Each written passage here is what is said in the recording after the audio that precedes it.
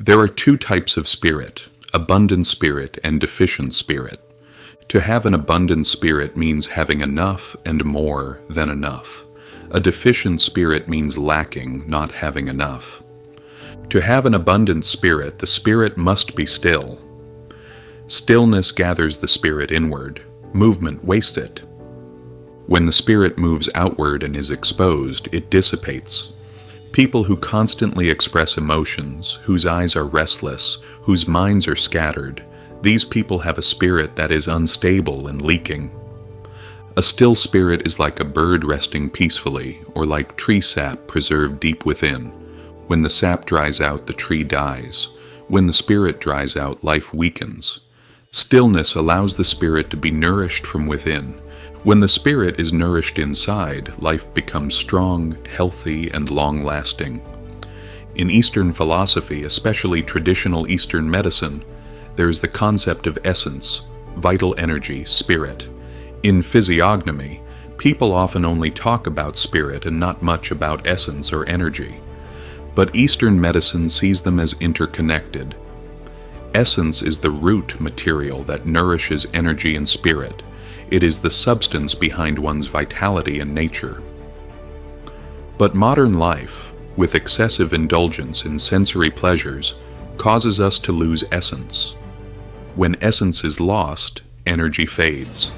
And when energy fades, spirit weakens and eventually disappears. That's why so many people today feel tired, scattered, and emotionally unstable. Just observe. Many ancient kings had hundreds of wives, yet most of them died young, in their 30s, 40s, even earlier. Despite their power and wealth, they could not escape the consequences of violating the natural laws of essence and spirit. They depleted their life force through overindulgence. In contrast, General Li Thuong Kiet is a shining example.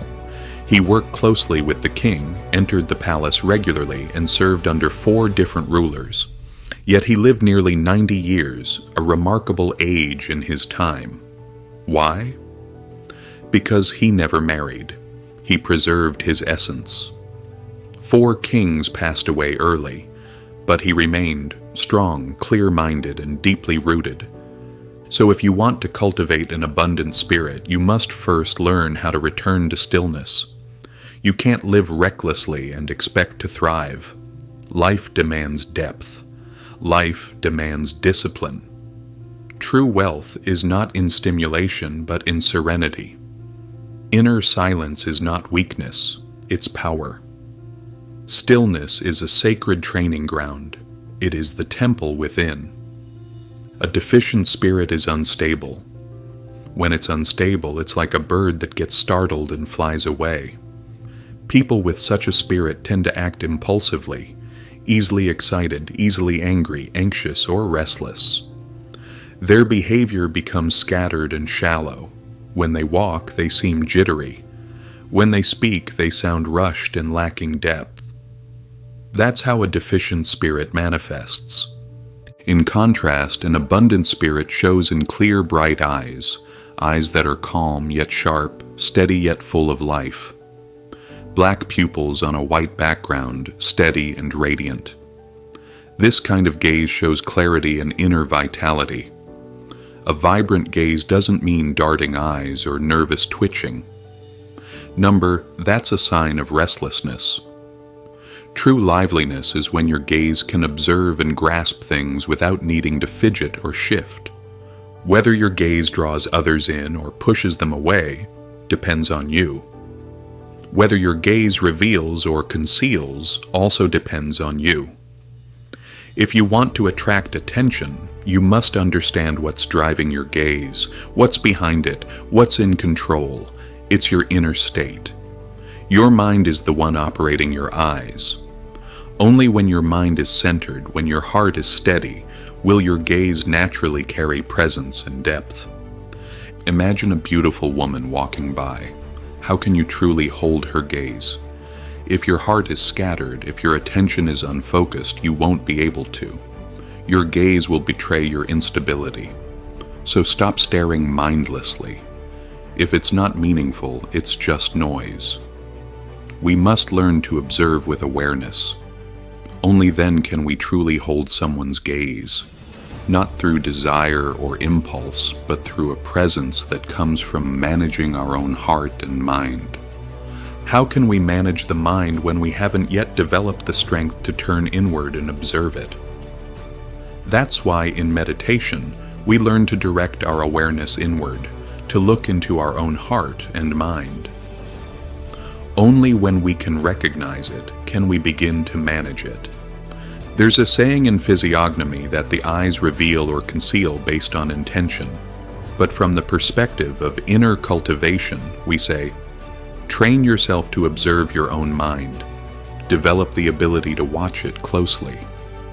In psychological terms, this is emotional regulation, managing your EQ. Learn to regulate your emotions, that's it. When you see someone whose eyes are steady and calm, you sense a quiet confidence and presence. There's no pretense. That kind of person carries inner power. Try to observe them when they're silent. Even in stillness, they have gravity. And when they speak, their words carry calm authority, not noisy excitement or scattered energy. When life becomes turbulent or hardship arises, it does not shake the person who has cultivated clarity and stillness within. They respond with composure. That's the power of training the mind, not to be tossed by external waves of gain or loss, success or failure, but to stay anchored in clarity, making decisions without emotional reactivity. Most people in the world, when storms hit, when life gets tough, their worst traits begin to surface. They start fighting for power, stepping on each other to get ahead. Do you remember an incident about 10, maybe 15 years ago in Saigon? A very famous fire broke out at the ITC building. The fire started on one of the upper floors. It was a nightclub. Below were offices and various businesses. When the fire erupted, it spread downwards rapidly. About 200 people were inside that club. The emergency staircase was narrow, only about 1 meter wide. Just 2 people walking side by side would already take up the whole width. Now, in modern buildings, staircases are required to be at least 1 meter wide. If it's under a meter, it won't pass safety standards. Our school, for example, built emergency stairs that are exactly 1 meter wide for the students. So, back to the fire. Why couldn't those 200 people escape? Because they trampled each other. They panicked, pushed, shoved, and ended up blocking the staircase. That's all it took. Just the stairs. If everyone had evacuated calmly, within 15 minutes all 200 people could have gotten out safely. But because people panicked and lost their sense of calm, chaos broke out. And when chaos takes over, the mind becomes restless. That's why you must remember the video we watched yesterday about calmness versus reactivity. Being calm in chaos is not a small matter. It's everything. A person who can remain quiet inside can resolve problems. But a person whose mind is chaotic only adds to the disorder. We're sitting here peacefully now, but imagine if someone outside threw a grenade into the hall. How would we react? Would we stay calm? In moments like that, only a tiny percentage, maybe 5 or 10%, remain truly calm. And even among them, there are 2 types. One type is the blank calm kind, like a stunned buffalo. The other is the calm observer, steady and aware in the midst of crisis. That kind of calm, sharp, aware, and still, is extremely rare. So let's watch the video again. Let's try this. When you watch the video, ask yourself, are you watching to enjoy it, or are you watching to observe your own reactions? Pay attention. When chaos happens, those who survive are the ones who can observe, not just the situation, but themselves. Especially their spirit, their eyes, how their eyes react in moments of panic. How does the greedy mind operate behind that gaze? Watch carefully. How does the eye conceal or reveal its intent? Observe it closely, little by little. Now let's watch together. Watch how the tiger strikes its prey. Yesterday we saw the eagle soaring and diving in for the catch. Today it's the tiger's turn to pounce. Watch how the tiger moves through the forest. See how it walks with calm, grace, and patience. A person with an abundant spirit is the same. When challenges arise, they respond with stillness and clarity. No panic. They act with confidence and ease. A true warrior is brave, decisive, and calm, not rushed or reckless. Let's keep observing.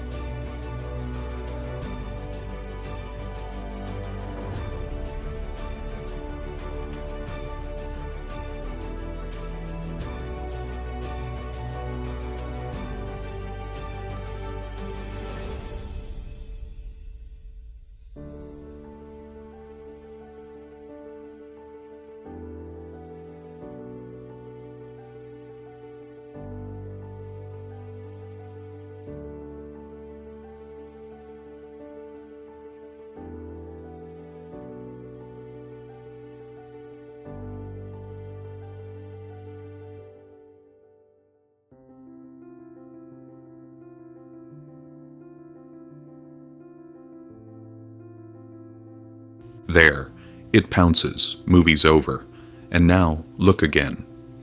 Do you see how calm it is afterward? It's just breathing.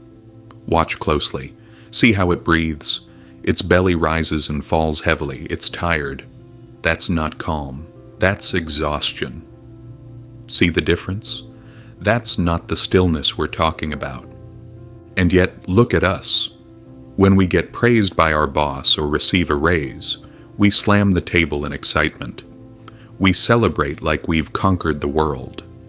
But the tiger? It makes the kill and returns to stillness, as if nothing happened. Now observe your own eyes. Are they still, joyful, or unsettled? When emotions arise, happiness, sadness, do your eyes remain steady and peaceful?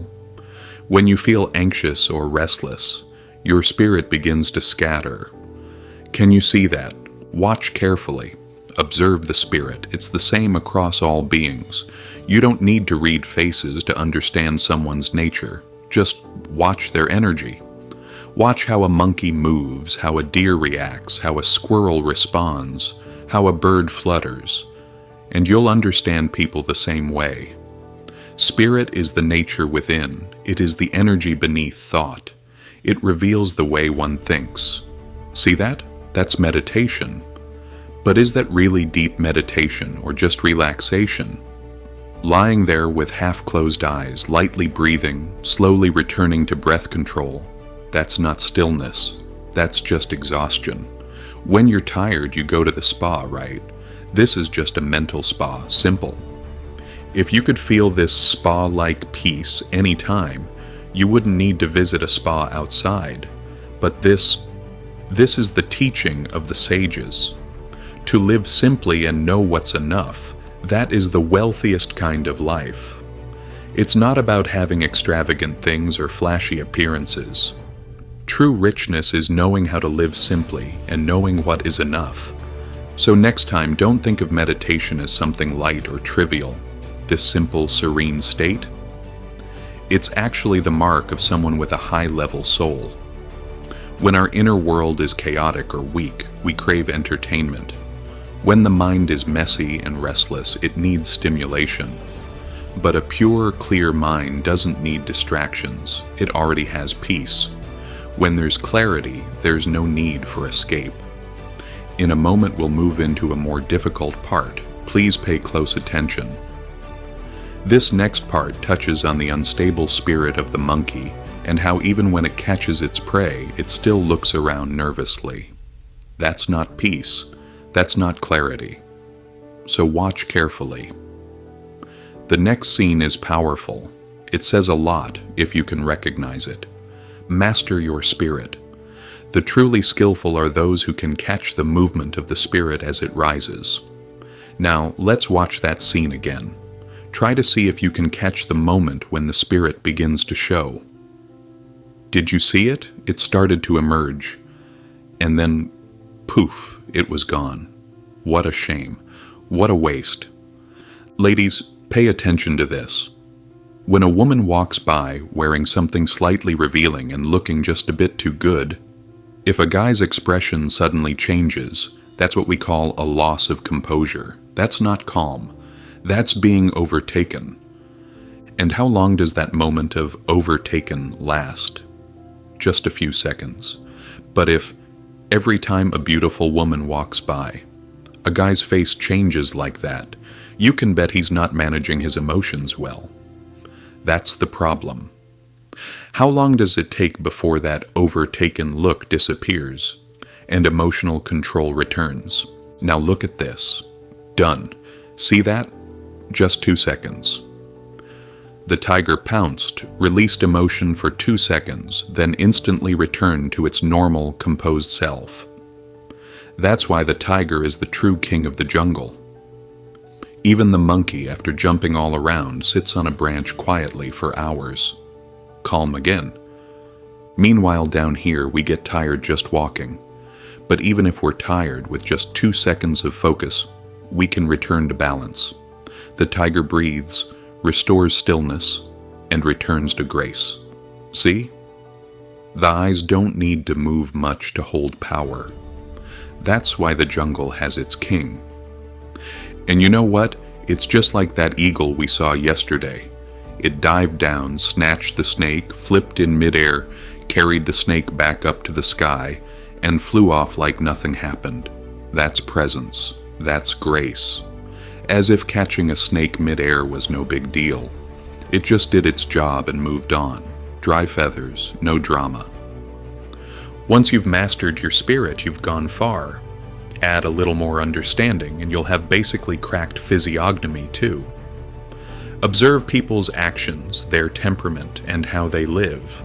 Everything starts from the spirit. If you can grasp that, then everything else becomes clear. Let's watch this scene again. These things books alone can't teach. There were no videos in the old days, no photographs of ancient sages for reference. Nothing visual, no technology. Everything was passed down through words, and words can only go so far. That's why we must accept that we need to experience and observe, not just memorize text. Accept it. That's why ancient books are full of symbolic stories, because they didn't have footage like we do now. Physiognomy is all about imagery, and we've been trained to focus so much on external appearances that we get stuck in them. Do you see this child walking by? Can you feel the energy? Watch the eyes. There's no awareness, no presence. It looks like nothing's happening, but that's exactly the point. The body is here, but the mind is drifted far away. Now that's wisdom, right? Watch this scene. It teaches emotional mastery without saying a word. Look at how this child falls, scrapes a knee, gets a little blood, but doesn't scream, doesn't cry. It gets up, wipes it off, and moves on. That's not being numb. That's emotional resilience. You see how the child tries to swat at a fly, swat at a mosquito, but the bug doesn't budge. Why? Because the bug can sense the child's energy. It knows the kid isn't serious. That's the power of energy awareness. So what happens? The child ends up swinging all day and still goes home empty-handed, looking confused and disappointed. All right, now let's shift to a different scene. Let's take a look at the squirrel. From the tiger to the squirrel. Let's see why it's called a squirrel. Do you notice how anxious it is, how restless, how jumpy? That energy, it's constantly moving, constantly alert. That's the nature of the squirrel, and because of that, its life is the life of prey.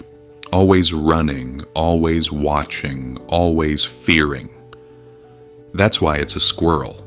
And that's why, in the grand order of things, it's food for something else. That's just how it is. Now let's look at another squirrel, a different one already trained. It moves more calmly, appears more composed, but deep down, it's still a squirrel. Can you see it? When this trained squirrel eats, it doesn't fidget like before. On the surface, it looks more peaceful. But if you observe closely, that restless energy, it's still there, just hidden, controlled, maybe, but not transformed. So yes, this squirrel is clearly better than the previous one. It's been trained. It's like the elite among squirrels, top of its kind. But even then, it still can't compare to the tiger. Behind its movements, behind the act of eating, you can still see it, the eyes. Still full of anxiety. That underlying nervousness hasn't gone anywhere. And that's why finding someone with the qualities of a true king of the wild, like an eagle or a tiger, is rare, truly rare. To hunt down a life partner with that kind of energy, that kind of stillness and strength, that's a once-in-a-lifetime thing. If you want to hunt someone like that, you have to carry a part of that energy within yourself too. You need to have some of that spirit, some of that quality, or else it won't work. You can't just recognize good character through physiognomy. You also have to resonate with it. Otherwise, bringing someone like that into your life will only bring suffering. He's a tiger, and you're a rabbit. Living with him won't feel like a blessing, because rabbits need to be cared for, nurtured, constantly attended to. But a tiger? A tiger doesn't care for anyone. A tiger follows its own path, its own vision, its own mission. And that's something you really need to think about. Deeply. Now let's take a look at another creature, one that's often praised for being the calmest of all, the rabbit. Let's observe closely and ask, why is it seen that way? Look into its eyes, deeply. You'll notice, despite sitting still, there's a tension beneath the surface. Try to feel its state from within. Calm or anxious. Still or agitated. That stillness is just a form. The body might be sitting perfectly still, but the mind inside, it's racing. So what you see on the outside, eyes closed, posture quiet, is just the shape, the spirit, the core. That's what truly matters. Do you see now? Even standing still, the rabbit is not at peace, and that's exactly why it's called the most anxious of all. So don't think that just because someone's sitting in meditation, they've reached inner peace. To truly sit in stillness takes time, a long time. You must train and train again. And even then, if your core nature is that of a rabbit, Then sitting in meditation just makes you a lord of rabbit, that's all. It doesn't make you a tiger. Do you see what I mean? That constant restlessness, it's everywhere. And here's a story to show just how far it can go. There was this guy who spent a fortune, seriously, a huge amount of money, to buy a massive Tibetan Mastiff. This dog was huge, 60 kilograms of pure muscle, the kind that could scare off entire neighborhoods. This guy is still young and reckless, in his 20s or 30s, full of energy. He walks his dog around trying to provoke the neighbors into dog fights. Any dog that dares to fight his Tibetan Mastiff is a long shot. If his Mastiff wins, he gets 500,000 dong. Oh, I mean, people pay him 500,000 Vietnamese dong. But if his Mastiff loses, he has to pay 5 million Vietnamese dong. That means if he loses, he pays 10 times the amount. He always bets around 500,000 so the other person won't feel too bad, only loses 500,000. He walks his dog from one neighborhood to another, winning every single fight. No one dares let their dog even growl at his Tibetan Mastiff. One beautiful early morning, he took his Tibetan Mastiff to the park for a walk. The sunlight slanted through the trees onto the stone benches, and he saw an old man lying on one of them. Tied to the leg of the bench was a mangy dog, its fur all gone, dozing off in the sun alongside the old man.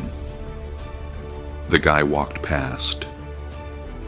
Normally, the Tibetan Mastiff is really aggressive, but as it walked past this dog, it just growled a little and walked away. It didn't even dare to bark. The guy thought, this dog must be pretty tough too. So he turned to the old man and said, "Hey old man, do you dare to unleash your dog and let them fight? 10 to 1 odds." The old man said, "How much is the bet?" The guy replied, 500,000. If you win, you get 5 million. If you lose, you only lose 500. The old man chuckled and said, 500,000 is too little. Let's raise it 10 times. If I lose, I'll pay 5 million. But if you lose, you pay 50 million. Deal? The guy said, "Are you crazy or what?" "No, I'm not crazy," the old man replied calmly. By then, a curious crowd had gathered. They made an official bet, signed an agreement, everything set. The neighborhood folks were thrilled, all crowding around to watch. Then, the 2 dogs were unleashed. Within just 2 minutes, the Tibetan Mastiff was flat on the ground and ran off defeated, tail between its legs. The guy went home, got the money, and paid the old man, but he couldn't stop wondering. He had bought what was supposed to be one of the best dog breeds in the world. How could that old man have such a superior dog? So he cautiously came back and asked, "Sir, what kind of dog is yours? It's incredible." The old man replied, "This one. Back in the day, before it lost all its fur, people used to call it a lion. Now it's bald and looks like a regular dog, but it used to be a lion. That's just how it is, the nature of the king of the jungle. Can you picture that? The nature of a lion. Even in danger, it remains calm and composed. That innate nature is still there. The strength is still there, even if it's an old, mangy, bald lion that no longer looks like one. It may be weak, but it still defeats the strongest dog. The weakest tiger can still beat the strongest dog. That's just how it is. That's why people say a weak buffalo is still stronger than a strong cow, because that's the nature of the breed. So choosing the right nature, the right essence is important, and essence comes from genetics, from past karma. Past karma matters greatly. To know your destiny is to understand your past karma. Now let's take a break and begin observing the aura, the spirit of people around you. Are they lions or rabbits? Are they squirrels or monkeys? Or maybe still rabbits? Observe their eyes. Feel it gradually.